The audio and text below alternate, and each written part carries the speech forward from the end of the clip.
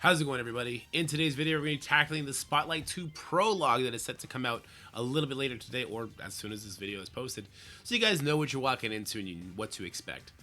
First, I want to dive into the rewards here, a couple of the structural changes that are coming just to raids in general that, honestly, I'm a little iffy about. Let's just do it. Yeah, let's just do it. So, right away, Spotlight Raid 2 begins tomorrow, which is today at the time of this video getting posted. This will bring the end of Spotlight Raid 1, and you will no longer be able to run this raid when Spotlight 2 Prologue begins. So that means the raid that has Spider Society and Alpha Flight in the first and second half respectively is just gone. There is a thing about this raid that is pretty interesting. Let's go ahead and we'll go in-game. And you'll notice that the Alpha Flight section, which I believe is these guys right here, has 3 lanes on this side and 3 lanes on this side. I know a lot of alliances that because the Spotlight raid teams only had 4 lanes, they had people like assigned to build the Alpha Flight team, because the Alpha Flight team is, unless you put like Odin Mephisto with it, they're not really good on war defense, right? So a lot of people didn't want to have to build Alpha Flight, didn't want their alliance mates to have to build Alpha Flight. They could build more interesting, more fun teams. Those alliances that did that, they immediately have to have 2 people panic build Alpha Flight just to do the first half of the raid tier. Not a super fan of that. Hopefully that is a very small, overlapping Venn diagram of players who will be pushing Spotlight immediately and didn't yet build up Alpha Flight. You'll notice there's a lot of boss nodes, a lot more. I think in the first Spotlight raid, there's what, 1, 2, 3, and then the final one, right? Yeah, there's 1, 2, 3, and then the final one. Here, we have more lanes. We have 1 boss here, so these are shared. So that's 1, 2, 3, technically on his side. 4, 5, 6. So there's more boss nodes, which means we will be getting more T4s on the nodes. I do feel a certain way about T4s on boss nodes. It's okay for the most part. Most people just look at it like, oh, cool, a little bit of a bonus. 3 T4s is not going to break the economy for anybody, right? For other people, it can cause issues in their alliance on like who's rushing bosses, who is sitting by waiting for their alliance mates to do the regular nodes and then hopping in, so they don't have to use their energy on the basic nodes. They can hop in and get boss nodes for T4s. I know that's a really silly, immature thing to even have to bring up, but hey, this is Marvel Strike Force, so we got to bring it up. And then as far as structure goes, again, because we have like 6 lanes total here instead of 4, it's definitely a big change from what Spotlight Raid 1 was, which had a lot more, in my opinion, flexibility. Like a person could do an entire lane and they could literally maintain that energy with very little core usage if somebody just up and left during the season. Not so much the case with this type of raid.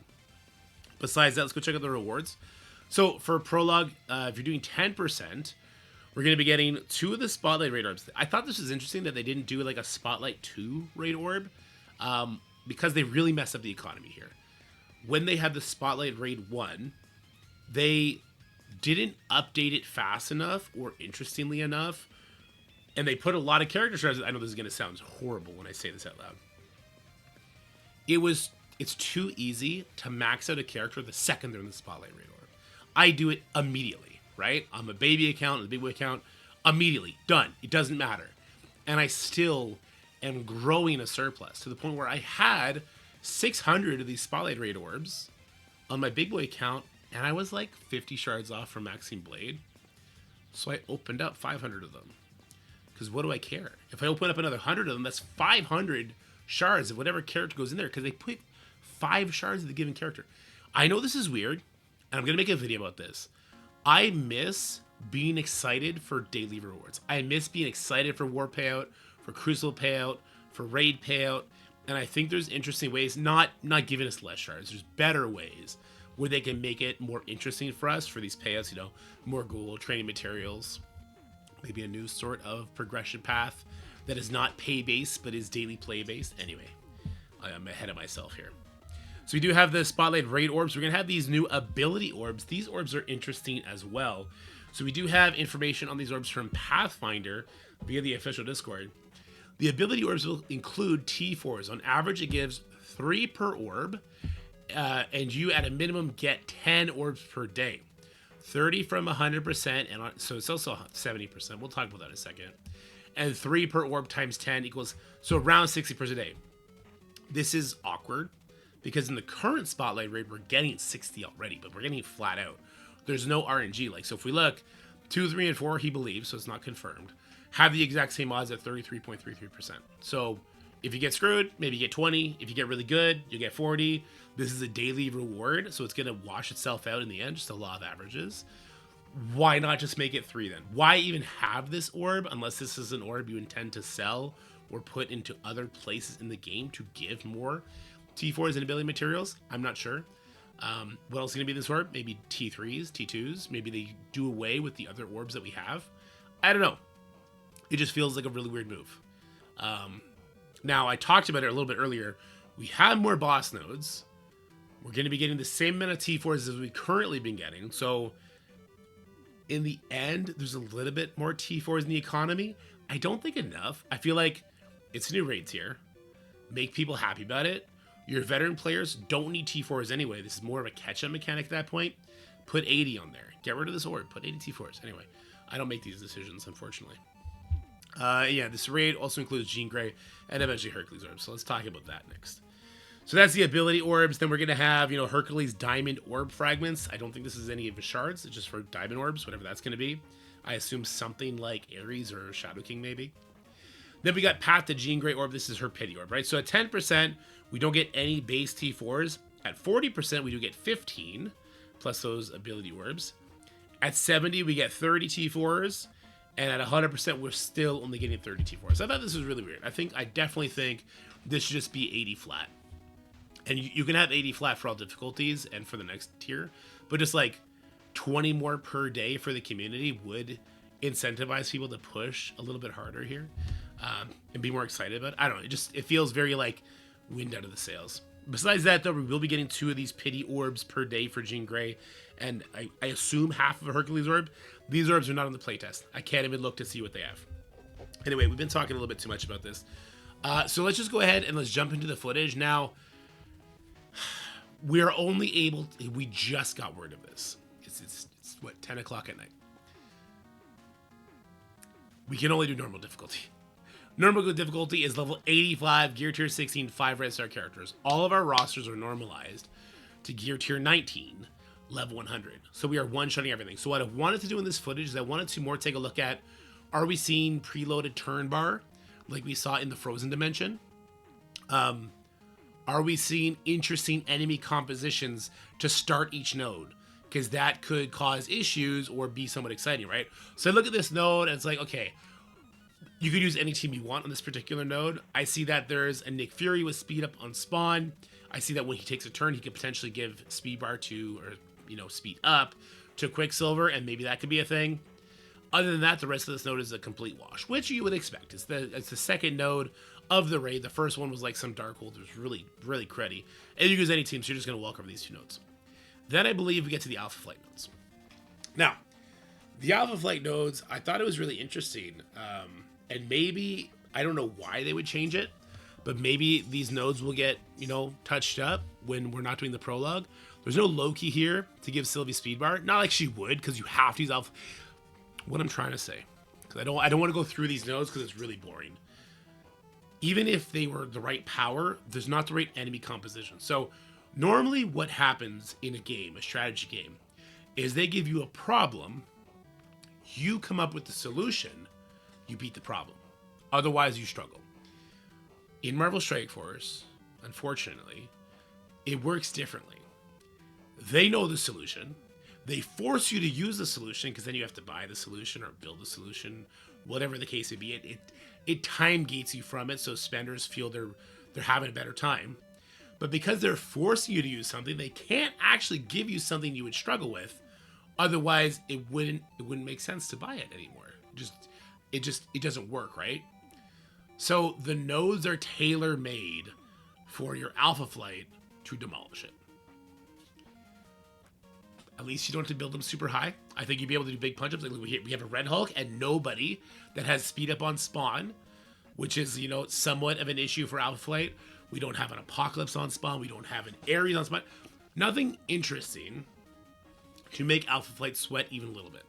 So I wouldn't max your Alpha Flight yet max your Alpha Flight, if you haven't already, there's probably going to be a really low bar that you have to build the Alpha Flight team for them to still succeed in this raid. Because, I mean, look, they put a Super Skrull and they put Orcus, which is interesting. But no Scientist Supreme, even though she wouldn't get speed bar anyway. Skrull does not get the speed bar, so he's immediately going to get controlled and get, you know, trauma and all that on him from Sasquatch, and Wolverine's going to play. I just don't think you would have to build him up really big, and you'd probably only want to build up maybe 3 characters big, Guardian, North Star, Sasquatch, and you'd probably be fine. So I would hold off. Someone's going to come up with the minimum build. That's all I'm going to say.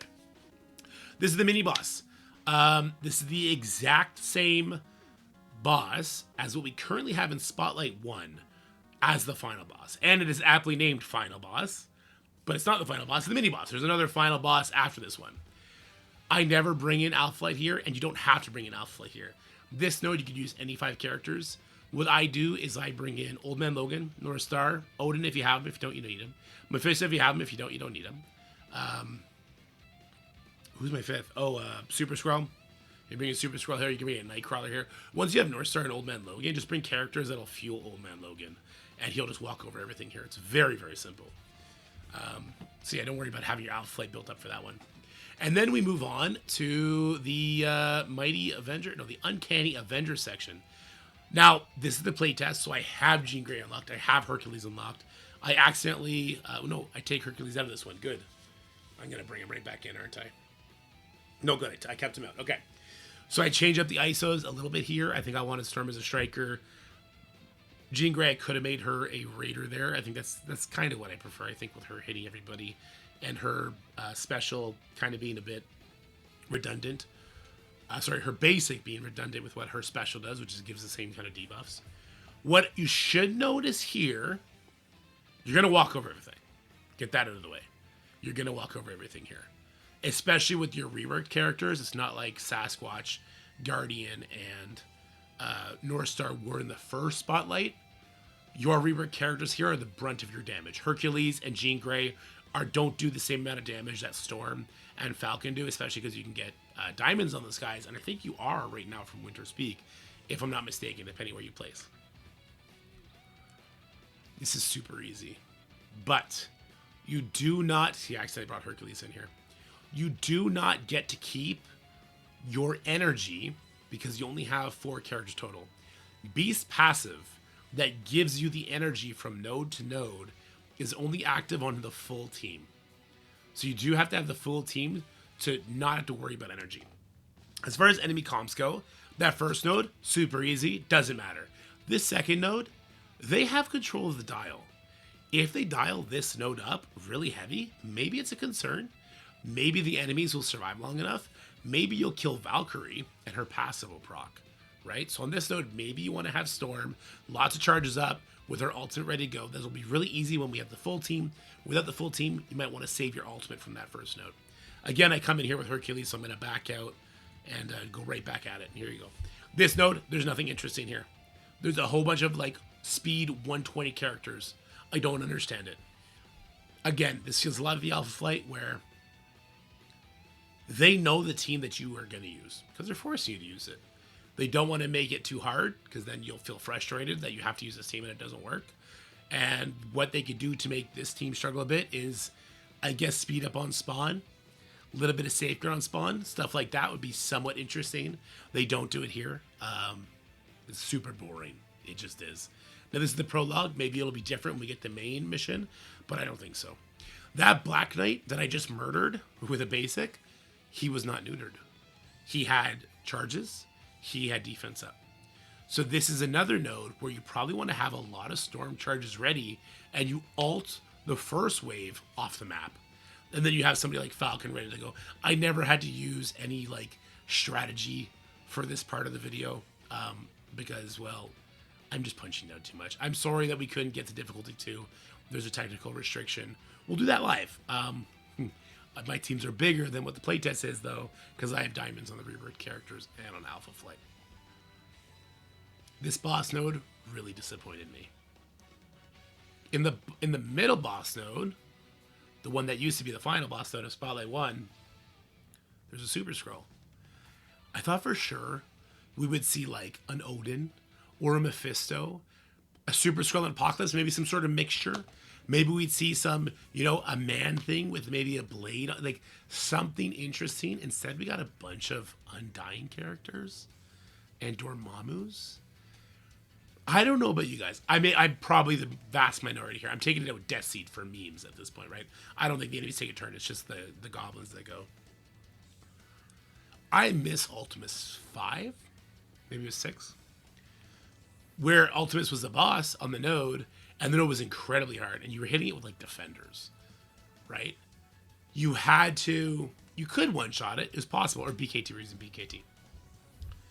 You could one-shot it, or you could get wrecked. But in getting wrecked, you would pull abilities, you would kill some enemies for your alliance mates, and they would go in and clean it up, and you felt like one big happy family. I don't know if it rewarded T4s. It might have, and that felt crappy. That you had to set somebody else up. I really don't like T4s on nodes. I wish they would just put more into the daily rewards. But it still felt better than facing off against a Scarlet Witch as the main enemy. I guess Dormammu, right? Like, just very anticlimactic for a new raid tier. Which, again, I'm probably in the minority because most people, they don't want to actually have to think when they do these raids. They just want to go in, sim it, and get it out. And that's basically what's going to happen. In the next video, we'll talk about the value, or maybe it was the video that happened this morning, the value of the Immortal team and the Mighty Avenger team in light of the raid and how easy I think it is. It does give people more wiggle room to skip those teams. It really does, right? If you don't care about the Mighty Avengers, do you really need to build Hercules and Falcon super high for Storm and Beast just to go do your thing? So maybe you just pick which team you actually want to invest in. It'll probably be Crucible because that's the character that goes first on the team and has more consistent AoE damage between Jean Grey, Beast, and Storm. But there's probably a very, very budgetary way to get through the Spotlight 2 raids without having to invest in all the uncanny characters besides the purple ISO 3. So at least level 85 you have to bring them up to. But we'll handle that in another video. All right, guys, let me know what you think about this raid tier in the comment section below, about the rewards, about all the information we have. Spotlight 1 going away, the rewards being what they are. How do you feel about the nodes being, in my opinion, pretty easy? Even though this was a giant punch down, just composition-wise, it looks very easy. And just how you doing? Let me know in the comment section below. But for now, stay happy, stay healthy, have fun, leave a like, share with your friends, all that good stuff. And I'll see you guys in the next video. Bye. That's it for the video, guys. I hope you enjoyed it. If you did, make sure you like, share, and subscribe. Stay happy, healthy, have fun, and I'll see you in the next one.